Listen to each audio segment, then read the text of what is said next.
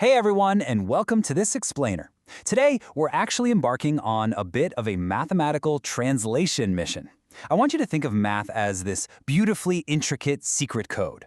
Over on one side, you've got algebraic equations, those strings of numbers and letters. And then on the other side, you've got visual geometry with its curves, lines, and graphs. A lot of times, we treat these like they're totally different subjects. But honestly, they're just two different languages describing the exact same underlying reality. And today, we are going to learn exactly how to translate between them. So here is our quick roadmap for today. First, meet the polynomials. Second, the power of zero. Third, graphing the zeros. And finally, cracking the coefficient code. No math anxiety allowed here, all right? Let's just jump straight in. Section 1. Meet the polynomials. Let's get right down to the absolute foundation.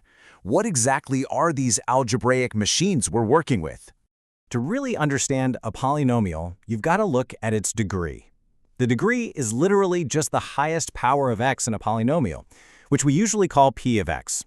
I actually love thinking of a polynomial's degree as its power level. Just like in a video game, that power level dictates absolutely everything about how the equation is going to behave, how complex it gets, and what shape it's going to take. Scaling up this highest power completely changes the nature of the equation. At level 1, where x just has a power of 1, we get a linear polynomial, like 2x minus 3.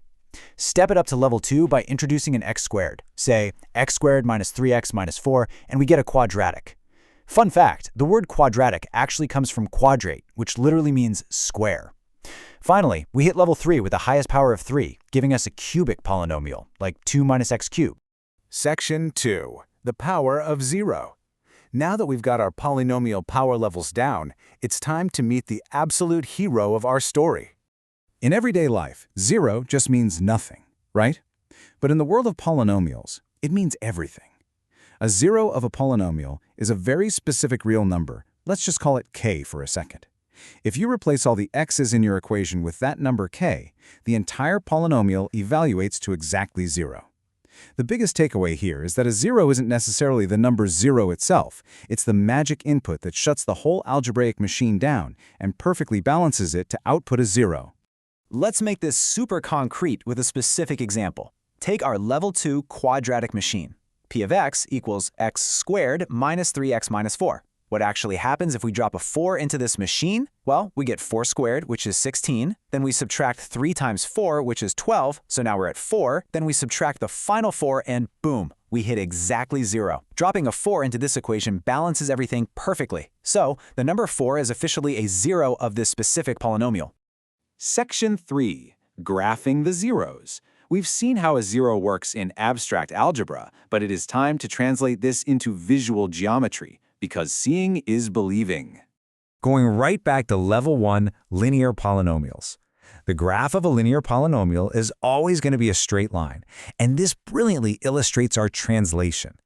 That algebraic zero is literally just the point where the line physically hits the x-axis on our map. The x-coordinate of that exact intersection point, that is the zero of the polynomial. For a straight line, as long as it isn't perfectly horizontal, it's going to cross that axis exactly once. 1 degree, 1 0.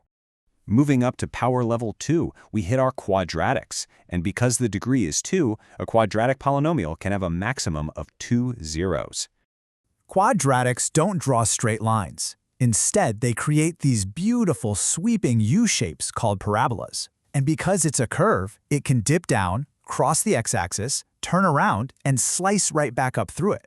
Those two physical locations where it intersects the horizontal x-axis, those are the visual representations of our two algebraic zeros. But you gotta watch out for the edge cases. Sometimes the parabola's lowest point just perfectly kisses the x-axis and immediately turns right back around. That gives us exactly one intersection point. Mathematicians call this having two coincident zeros. Or check out the complete opposite. The entire parabola might float completely above the x-axis, never crossing it at all. That physically proves that for that specific polynomial, there are absolutely no real zeros. The math machine simply can't output a 0. Leveling up again brings us to cubic polynomials, degree 3. Following our pattern here, these can have at most 3 zeros. Look at how this cubic curve dances across the graph. It starts out low, crosses the x-axis at -2, weaves back down, crossing at 0, and then shoots back up, crossing one last time at +2. It physically shows us all three algebraic zeros at exactly the same time. The geometry of the curve perfectly matches the power level of the equation. So we can clearly see the zeros on a graph. The geometry just hands us the answers. But it makes you wonder, do we always need to draw a graph to understand the zeros?